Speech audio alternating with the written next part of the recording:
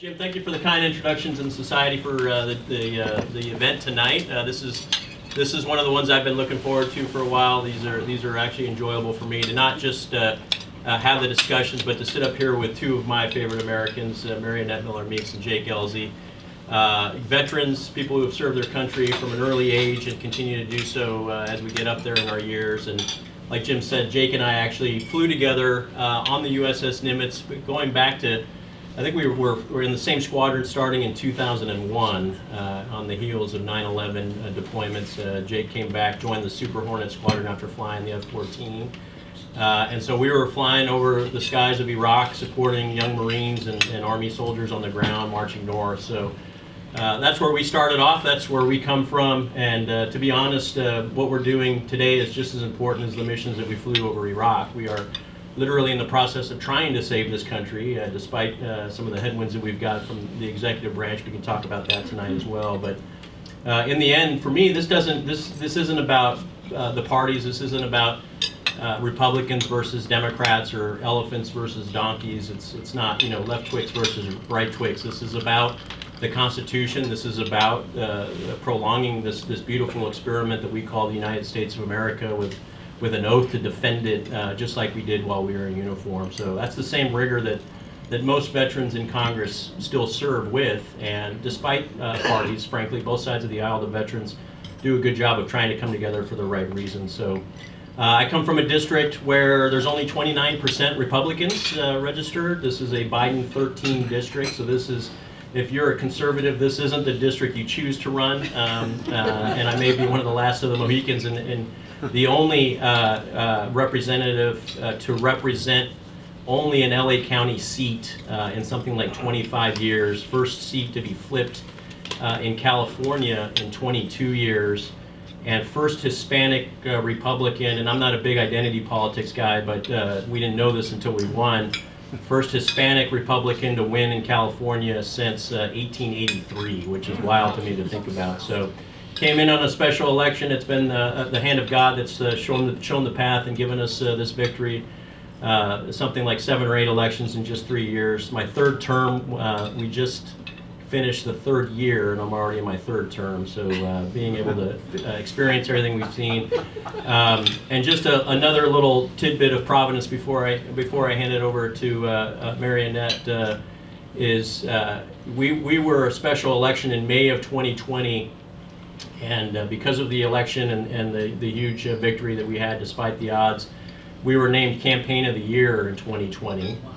And then lo and behold, shortly after that first win, Jake Ellzey calls me from Texas and said, hey, this seat is opening up here. Ron White just passed away, so he was looking at a potential special election, and he asked me, Mike, should I run as well? And I told him, Armageddon is on, and one ought to be here for it. So I can hear a couple 4-letter words under his breath, and he hangs up. And within 24 hours, he was running. And then in 2021, he won his special election as well, and was also deemed to be Campaign of the Year in 2021. So when you look at that Venn diagram, I don't know what the odds of this are, but it is providence. We're blessed to serve this beautiful country together. Marianette's story is even more wild than that, so I'll let her tell it. But thank you again, guys. We have to double down on our commitment to our active duty soldiers as well as our veterans right now. With all the swirl, chaos, and drama that's going on, these massive budgets that we're looking at, we sit on Appropriations Committee, we're seeing these massive numbers. We can't forget that it comes down to that soldier who's making $22,000 a year right now. Most Americans don't realize our troops start at $22,000 a year when they enlist in the military. So we've got a lot of work to do to take care of them, but we've got good folks here on the ground doing that. So with that, I'll hand it over to Marianette. Well, thank you very much, and I couldn't be more proud than to be between these two gentlemen, although I was not Campaign of the Year or special election. And I should be in that seat because I really am senior. I'm the oldest of the 3, and I was thinking, Jake, so like at 7 years old, you wanted to be a Navy fighter pilot. Isn't that the year they released Top Gun, the original one? I'm a little older than that.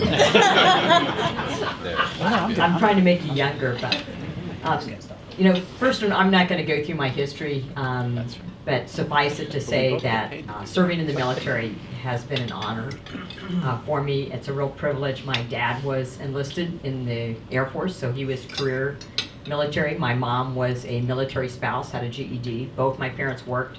I don't remember a time when they did not work. And we traveled from military base to military base, always ping-ponging back to Lackland Air Force Base in San Antonio. So I was raised in a very small town outside of San Antonio called La Crosse, Texas. I didn't start out to go in the military. When I was burned, my dad was stationed at Wright Pat in Ohio. And so I was burned in a kitchen fire. We got out for this because of the snow, and my 10-year-old brother wanted to cook lunch because he missed lunch. And so he was not a very good cook, let me say, and started the kitchen on fire, and I happened to be the one downstairs to put it out. But needless to say, during that time decided I wanted to become a doctor, and they're just, when no one in your family's ever gone to college, and your parents don't know how to navigate that for you, and my parents were super smart, so in no way do I mean to diminish my parents and their intelligence. They went through the School of Hard Knocks, is what we used to call it then. But there just wasn't a lot of encouragement, and somehow, as a young person, that sometimes you got to leave when it's negative. So I left home. I left home at 16, started at San Antonio Junior College, and then at 18 enlisted because it's what I knew.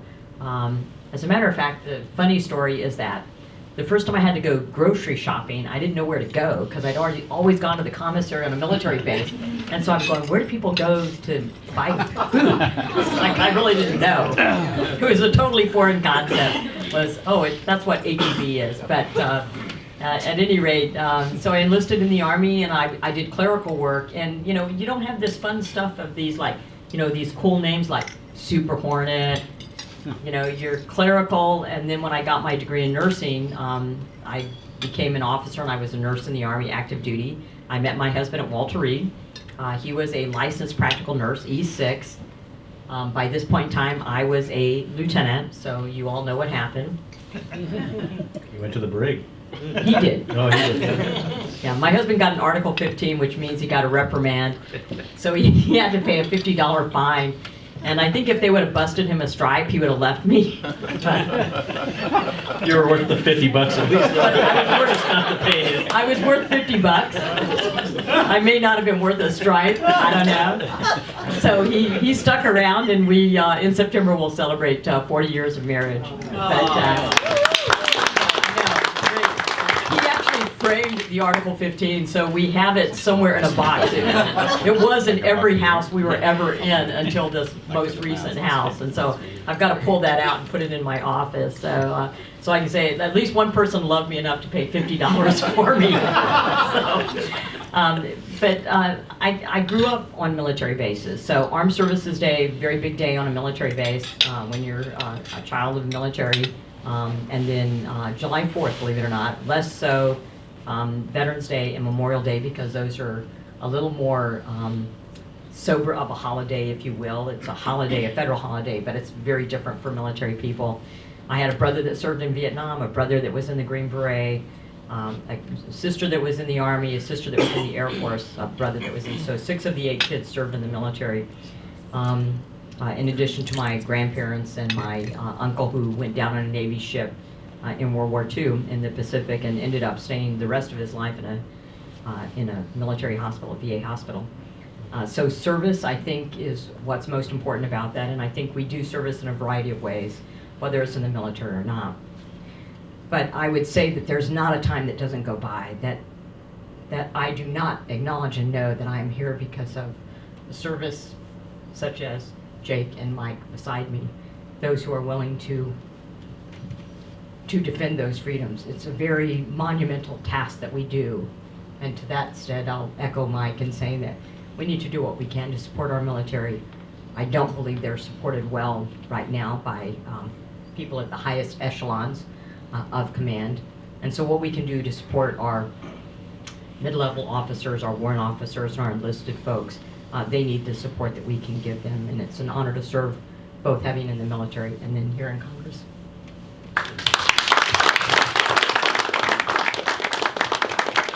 Good, love this lady.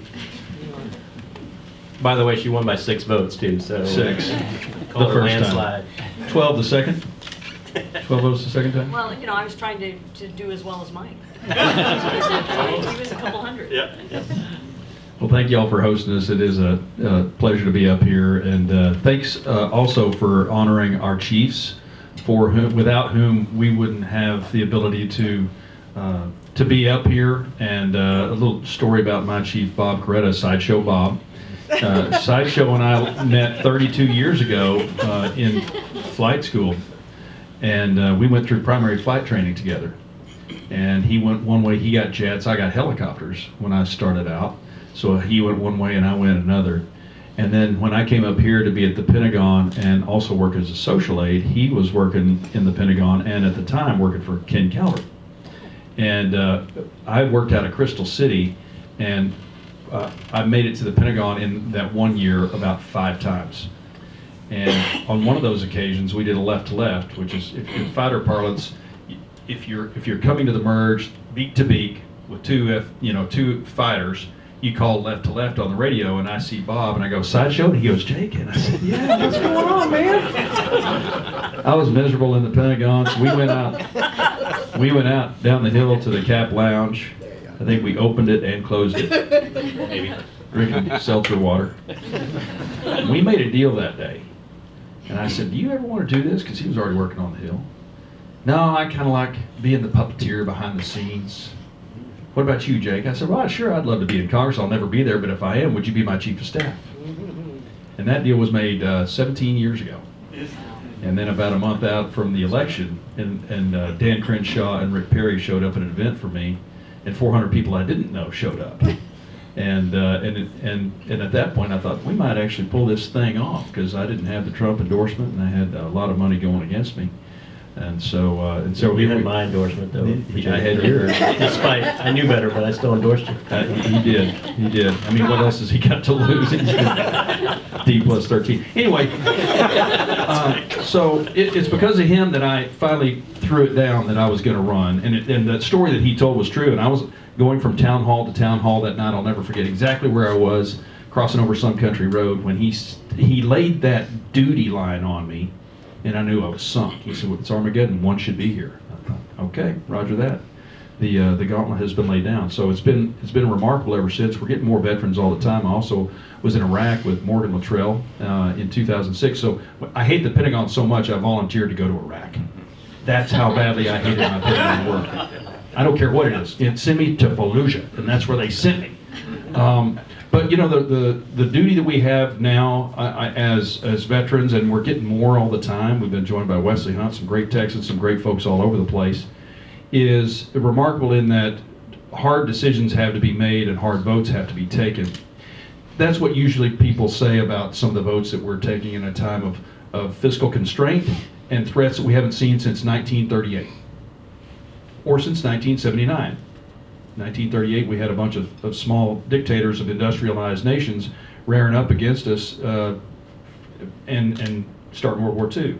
We kind of have the same kind of situation now, plus a White House that is out of touch like they were in 1979. I think every 40 years, America makes the same mistakes over and over and over again.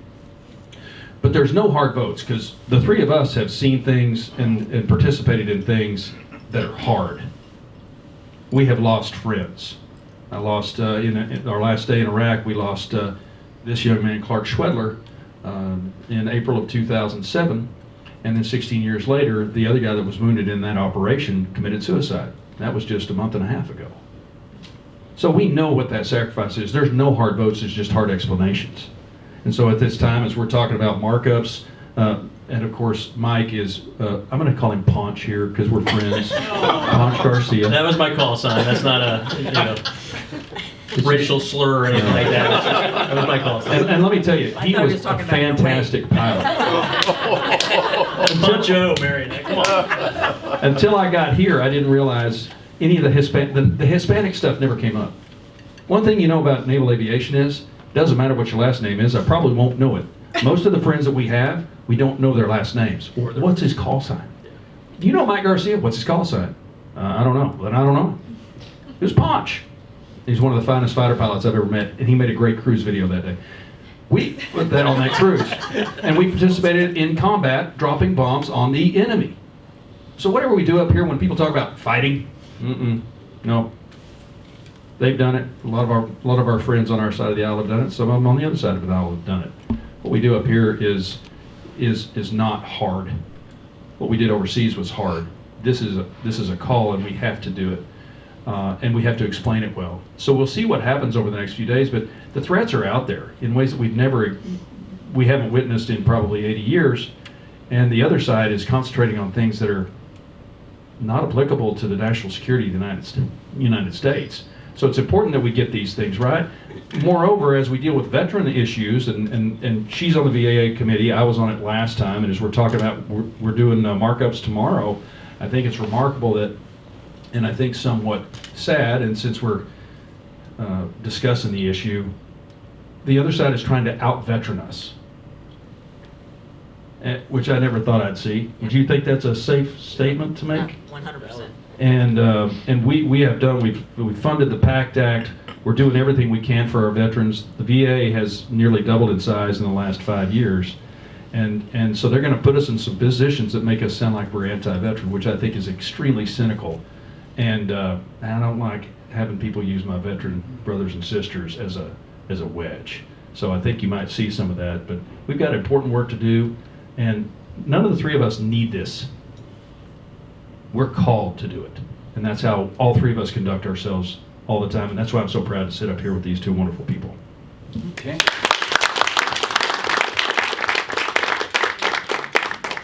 You all, we're now to the great part of the program where you all can ask questions to our three guests. And one that I'd like to start off with while everyone else is starting to think of questions is this, and it's your brothers and sisters that you have served with over the time. You know when something is wrong with them, and they come back. And it's just like your friend that just took his own life. And the number of those in the armed services who are now retired are out on the street. Well, this is craziness. What can you do, and what can this country do? We should all be very embarrassed by this situation. And some are just not coming back because of some of the atrocities that they've seen and the impact that it has happened, that has had on their mental capacity. But I'd love to know what you all think that we can do, and what, more importantly, what you all can do in Congress to bring about a new opinion and a new force to help these folks. Well, one thing that we need to do is, not since World War II, have we actually declared war. And I was involved in Afghanistan when it started, Iraq when it started, and served for 14 years in the Afghanistan conflict. And then, again, once I retired in 2014, I went as a contractor. And we're normalizing combat over and over and over again for an all-volunteer force. You come back different. And if you're like a special operator who's just been ground into sausage and destroyed, marriages and families destroyed, and deployment over and over and over again. Ryan Zinke told me this today. He goes, you know, he was the SEAL Team 6 guy, commander. And he said, we've normalized this combat, and we've taken it out on a very select few people in a way that nobody else has had to deal with in our nation's history. 20-year war, and some of those people lasted for 20 years going into combat deployments. So if we're going to get into this again, we need to declare it, and we need to take responsibility as a Congress for getting into the next conflict, which is why I'm also supporting anything we do in Ukraine so that we do not send troops on the ground. That's what people don't understand is, why are you supporting all that money? Well, I don't want American troops to go there, but it's the right thing to do. We haven't seen this since 1938. This is, by God, the right thing to do, and we have to send a message to the bullies of the world that we're not going to be trifled with, but they're doing the job for us, and we need to recognize that. So we need to have more involvement in any future conflicts that we have, in my opinion, going forward. I think we also need to normalize the discussions more. It used to be a stigma if you had a sort of a mental health challenge, or you had suicidal thoughts, PTSD. There were different names for different eras of our nation's history. when soldiers came back from war. We've, as veterans, we don't like to talk about it. And so what we need to do as a culture is actually extract some of those conversations, but not from a bureaucrat, not from a politician or someone who hasn't been there. The most valuable asset to a veteran in need is another veteran who has seen, right, and been there and been through it.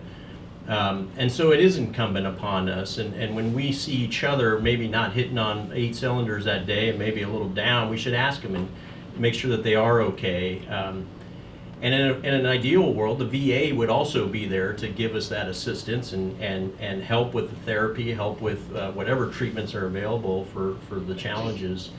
But 20 years of global war on terror is a lot. There's folks who have done 6 to 8 rotations into true combat, low intensity conflict, but true combat operations where people are dying around them and they're killing people. So that is impossible not to take a toll on you mentally. So if we can't as a culture talk about it, if veterans can't reach out and give that sort of asset to other veterans as therapists themselves, and if the VA can't step up and start treating folks, then this is going to be a multi-generational problem. And we've got vets from the global war on terror who are anywhere from 18 years old now all the way up into their 70s, if you can believe it or not, at this point. So it's a full spectrum problem. And Marianette's on the VA committee, so you see it firsthand, but the VA is not doing what it's supposed to be doing relative to supporting our troops, especially on the mental health care side. So I'm going to have a couple of reflections. One is that, our active duty strength is not the same as it was during World War I, World War II, and even the Vietnam War. And what I mean by that is that we do have an all-volunteer force, but remember that the Cold War peace dividend that was then instituted by President Clinton was that the entire active duty force that could be deployed would be made up of active duty, National Guard, and reservists. So I don't know how many of you all remember President Bush coming under fire in the media and by the Democrats for sending National Guard troops overseas. It's the first time it happened because, again, this was the peace war dividend. Now, why is that important? Because in other conflicts and other wars, you're deployed with the unit, unless you're medical like me, and then you're made up of whatever specialty or individuals you need. But you're deployed as a unit, you come back as a unit, and often you'll come back to a military base. When your forces are made up of people that you're deploying that are in the reserves and in the guards, they go back to a community. So they don't have this support mechanism of other active duty or veterans with them. They may not know who in their community is a veteran. So very important is how we transition out of the military, recognizing how we go into the military and how we go into conflict, so that you can make sure that people have this support. And I can tell you, I've got an all-volunteer, a lady whose father was in the military. She's a Quad City Veterans Outreach started. I remember when she started, 5 veterans showed up. I was there 6 weeks ago, and she had a veteran that showed up, got some food. So they serve over 1,000 meals. They get food donations from everywhere. Veterans can come and go. One of the veterans who cooks is now going to be, this year, 100-year-old World War II veteran who cooks for them. They do more good than the VA clinic in downtown Davenport. So they had a veteran that showed up. He came in, he didn't stay. He came back a couple of weeks, didn't stay. Third time he comes back, he sits down, he's talking with other veterans. So a couple of months pass by, and a man comes in and gives them a very sizable donation and says that was his brother who came home to talk to his family for the first time in 20 years. 20 years. So the veteran to veteran, the peer is extraordinarily important. The VA is not doing enough. We have a Mission Act so that veterans can get care if they can't get into a VA hospital, if they're located more than 40 miles. The VA they want all care to be within the VA hospital system. I don't give a damn where you live. If you're a veteran, you get care where you are because you go back to a community. And I'm just so tired of the excuses. And so what we did a bill that mental health and substance use disorder are part of the Mission Act because the VA doesn't consider them, and that those individuals have to be seen within 10 days. And why did we do it? To force the VA to do the right thing. And then the last thing I'm going to say is something that's cultural. In a society which considers so many things disposable, and that includes relationships, we don't have the support for military families. It is so important when you're deployed 6 times or 8 times or 9 times that you know that your family is there. And we're really putting a huge burden on family members and on spouses, on children, when we're deploying individuals that often. So how do we support that military family? How do we support that husband or wife to be faithful, to take care of the family, to communicate when their loved one is away? So that those family units are going to be critically important, and then how do we support them to navigate through PTSD? And so those are 3 things as I reflect on how we can support our military members.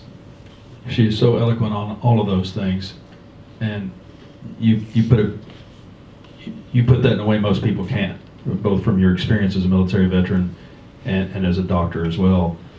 I'll put it to y'all. Most of the people that we get to appoint now, one of my favorite things is to appoint academy students. And if you think about those as I filter through mine, who are they? They're involved in their church. They're involved in scouts. They're involved in leadership. They are the best and the brightest of us, with the biggest servants' hearts. Usually involved in their church, so they're wonderful people. The people who enlist are very much the same. Maybe just not a desire to go to the academies. We train them very well, and what do we send them to do? And especially over 2 conflicts over the course of 20 years. Taking a human life is the worst thing another human being can do, and we're asking the best of us to do it. For some, the bill must be paid sooner rather than later. For others, it takes 16 years, like it did for my friend Mike Day. But that bill must be paid, and the toll is on them. So if you come home and you try to find people who are going to have any concept of what it's like to either take another life or watch somebody else take it, you can't. So the peer-to-peer counseling is extremely important, especially as we're aging out, or especially our special operators who are now turning 50 like me. So the people I was there with in 2006, all they've ever done is shoot. So now they're 50 years old. Their bodies are broken. Their families are probably broken. Now they can't get hired even as contractors to pull the trigger. There's younger people to do that. Their usefulness has worn out. And so that's why you're seeing a lot of special operators taking their own lives right now, and there's no peers to take care of them, and some of them are just freaking lost. That's why a few of them will also tell you that some of the experimental, for lack of a better term, therapies and medicines are coming under wider use and wider acceptance. And she can talk more about it than I can. I can't even pronounce them. But the peer counseling is extremely important right now, because and the tidal wave is just now starting of these 22 suicides a day. And we're going to do a roundtable June 5th on breakthrough therapies, and hopefully we can start getting some of these things passed and available at the VA. Okay. Anyone else? Go ahead, Bill Bailey. So I'll first of all say thank you for your service, and thanks for everything you're doing while you're here to help veterans. I'll say real quick, I'm not a veteran, but my dad, who passed away 3 months ago, was a veteran. He joined, he was 94 when he passed away. He enlisted at 17 years old, and he treasured that time when he was in the Army, like no other time in his life. And if you'll indulge me, I'll tell a funny story, which was he was a paratrooper as well. And he said, he told a story about his first jump. He trained, he goes up, and the guys who've been jumping for a longer time said, listen, Bailey, the newest guy here has to clean up the plane before you can jump out. And so he said, they all jump, and he's brooming the plane, and his sergeant came and said, what the hell are you doing, Bailey? And he said, well, sir, they told me I got to clean up. He's like, you crazy, jump out of here. This total maroon. pulled his leg, and he had a million stories like that. So Mike Garcia would have been the guy that made this. I guess I have more of a comment. I hope this doesn't sound self-aggrandizing, but I've worked for the Walt Disney Company. We've gotten a lot of attention in the last year and a half that we probably don't want. But one thing that we are very proud of and haven't gotten a lot of attention for is hiring veterans. We have a program called Heroes Work Here, We've hired 12,500 veterans over the last 10 years. We've gotten this down to a point where we feel like we do it really well. And so we also have a program called the Disney Institute where businesses send, it's a sort of a graduate school, and they send their own, it's consulting, they send down for a couple weeks of training. We've tried to use those assets as something called the Veterans Institute, and we, for free, will take in other potential employers, and this is sort of advertising for the room too, and try to instruct them on how to hire veterans. And so just listening to your comments about sort of trying to re-enter after you leave and transition back to regular life, we take that very seriously, and again, not so much a question as much as a comment, but just again, thank you for everything you do, and we're trying to do our part. I think the industry has a role to play here, so making sure those heroes have a chance to land when they're done. Well, and you bring up a very, sorry about your father, by the way, real hero. No, thank you. You bring up a very, by the way, I made a joke when DeSantis was threatening to put a prison right outside of Disney World. I put a joke on social media saying, I thought Small World was the prison right outside of Disney World. A lot of parents feel the same. Yeah. Those poor puppets never get to leave. But what you highlight is the fact that some of the most tremendous assets to any workforce, pretty much in any industry, are veterans. But the ironic sort of almost cruel part of that is most veterans, when they come out of the military, think they have no transferable skill sets. Which is a cruel irony when you think about it, because we do underestimate ourselves. Jake and I truly didn't have anything transferable. That's just why we ran for Congress. He was Southwest Airlines, but what we find is that with companies that do hire veterans and prioritize and actually put quotas in place to hire veterans, they become some of the most valuable players on those teams, and that begets cultural changes, which beget other successes. So that's something that we need to encourage more businesses to do. I'm surprised by how few businesses actually go out of their way. There are a few shining examples of corporations who do hire veterans at very high rates, but you would think that would be sort of a generally accepted best practice by now, and it really isn't. So I think the corporate world needs to have that sort of epiphany, that there is a tremendous workforce to tap into, but then veterans need to understand that just by doing what they did in their leadership, their experiences, their resolve, their sort of get it done mentality, that is a tremendous valuable paradigm in any industry, and we can't sell ourselves short as veterans in that regard. So I think thank Disney for doing that. There's a few other businesses right now that are thriving because of that as well. So, but that's a good point. There are, and I think, so Iowa, under Governor Branstad, now Ambassador Branstad, had set up a home-based Iowa initiative, and I was Director of Public Health at the time. And, one of the things that's difficult in coming out of the military, and thank you, Mike, for saying that, is many veterans don't know what their value is outside of the military or what their skill set is. And that is that we in the, I'm going to say civilian world, need to make those connections for them. It was incredibly difficult to get the licensing boards to acknowledge veterans education. I mean, so you can go to a school, get trained in the military, and then because that's not at some college somewhere, it's not considered education. And so, linking that education, that training you get in the military to what you would have in, a complement in a civilian education, that's critically important that we do, and all states should be doing that now and working in that vein to help veterans to understand, how does their training correlate to something? How do you, fast track licensure? And that includes for spouses. So when you're going from, military base to military base or assignment to assignment, for you to get employed as a spouse is critically important too. So how do we relate those skills? What do we do with licensure? And then, I think having a purpose is so critically important. And when we're talking about veteran suicide, PTSD, having a purpose and knowing that you have a purpose and a value outside of the military, I think is one of those things. So thank you very much. Just real quick, Jake, sorry, but just to touch on the licensing, the active duty spouse licensing issues, where if you get orders from, say, Georgia to California, if your spouse was a real estate agent, a nurse, a doctor, beautician, they would have to get recertified within that profession in the new state that you got orders to. And in some states like California, where everything's broken, it takes years and thousands of dollars, so they don't get that certification. To give you guys a little hope, there are shoots of hope where we have been able to get things done. My bill got passed last December.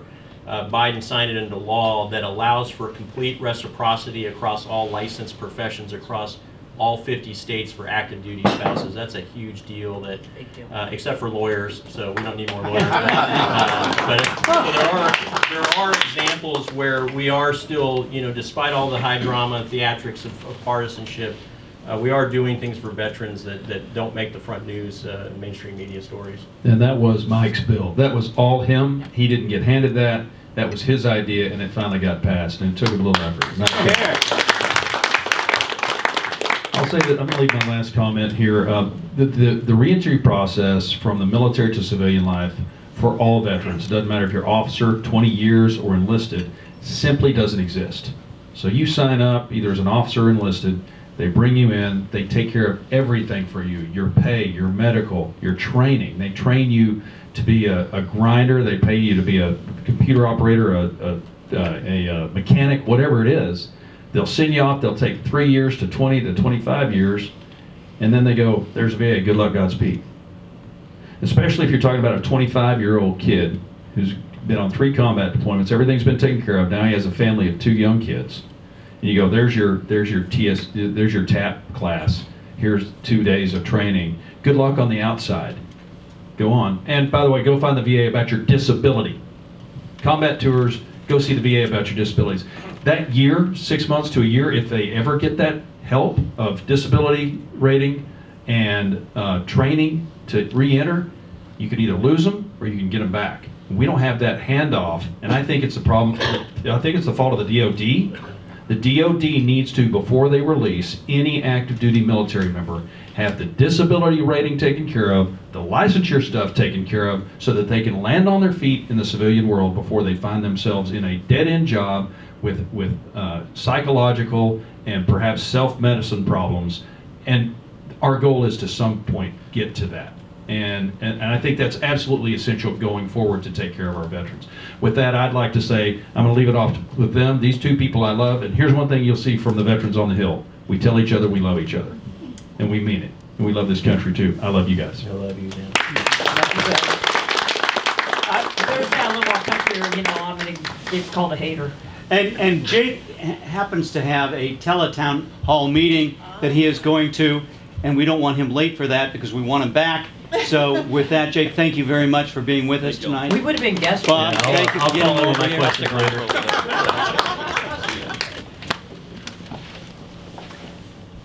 Carl, you have the last question. The last question. No pressure. Marianette and I have had a lot of fun talking about how she grew up in San Antonio, like blocks from where I grew up, which was so far. The Army program put my dad through medical school, and when he left the program, he was ready to, go into private practice.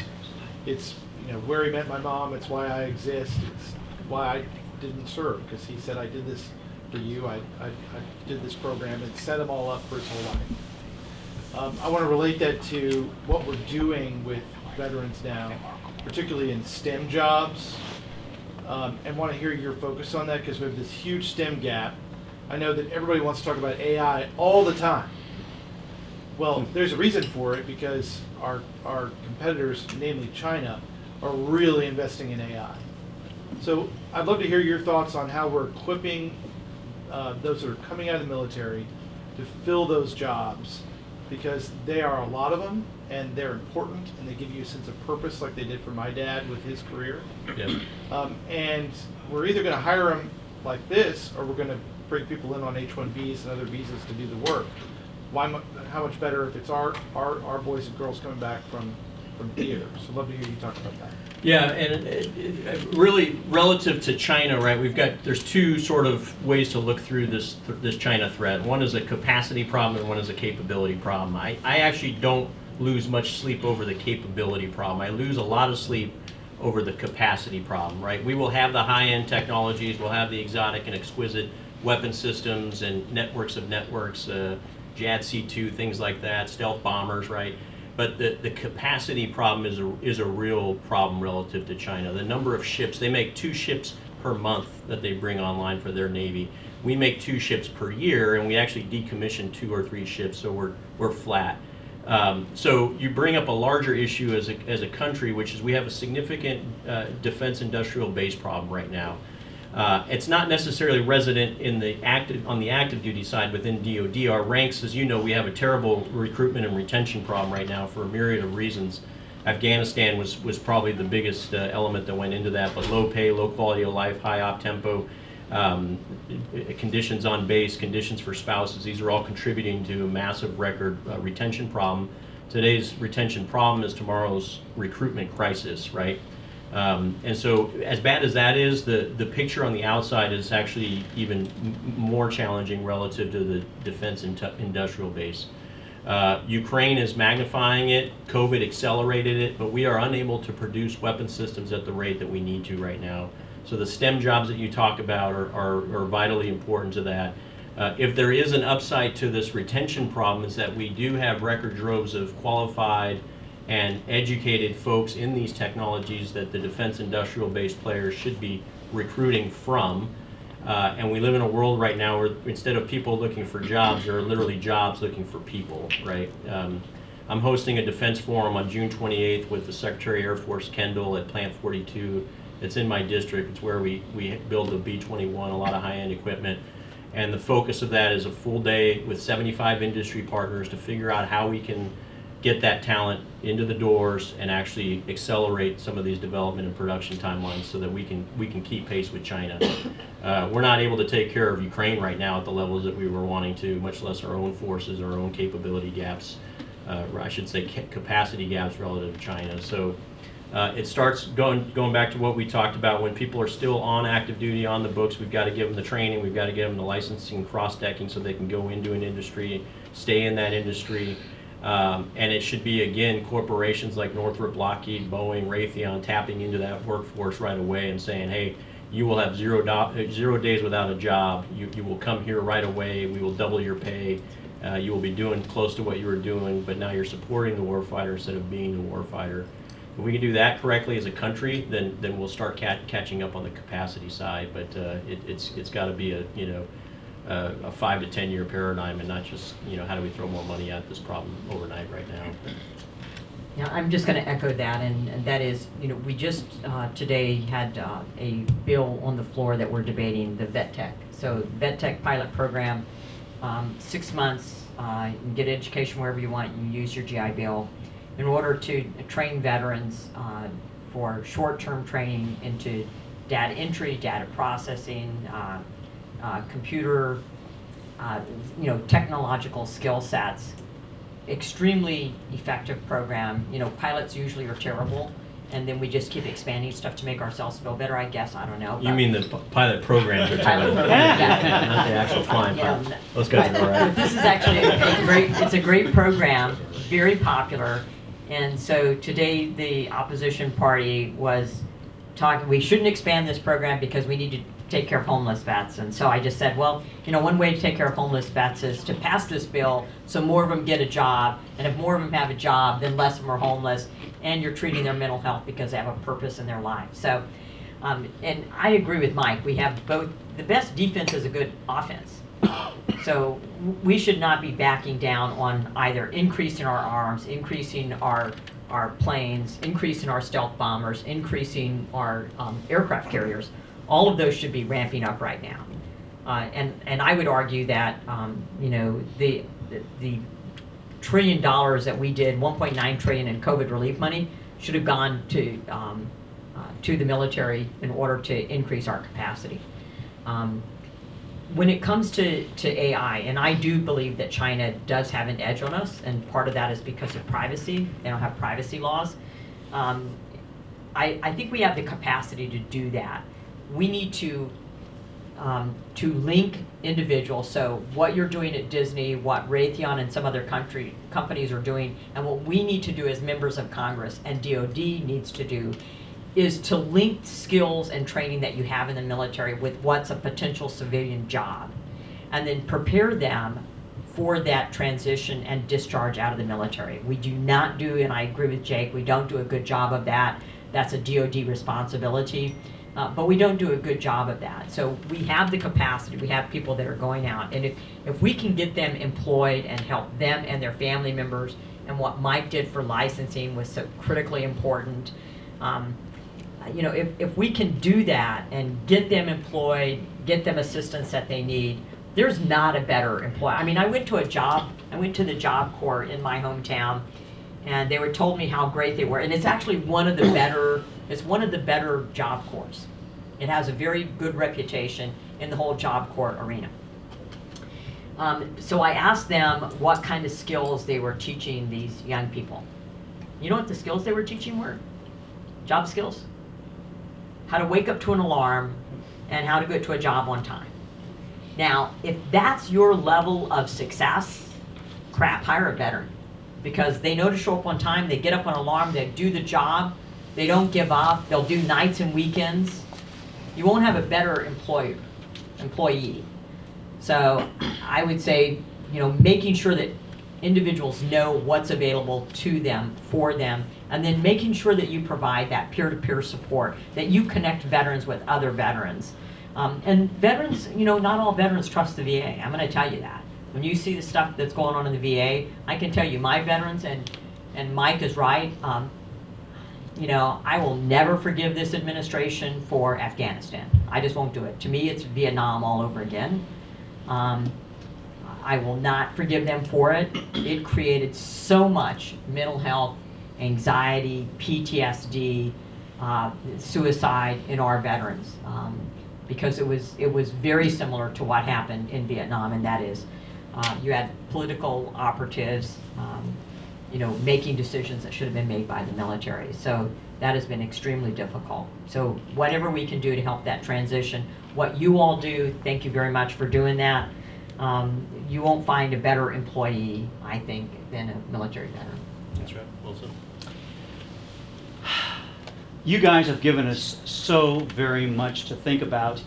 And Don Carlson over here said, please, let me ask a very, very small, please, Jim. He's been, so Don, you've got a very small question. Really not an ask, but I want you to know how important your example as veterans is on the Hill right now. I was a Marine reservist on the Hill in 1970s. No one could relate to anybody in the Congress because Korean and World War II veterans were just not relatable. I had to dress in my Marine Corps uniform to get on the base at Andrews and leave my office, and I needed a Capitol Hill escort to get safely to my car. The fact that we have veterans actually serving on the Hill where people can actually see the people that have served in the military and relate to them is just so important today. It's a completely different atmosphere than what I experienced.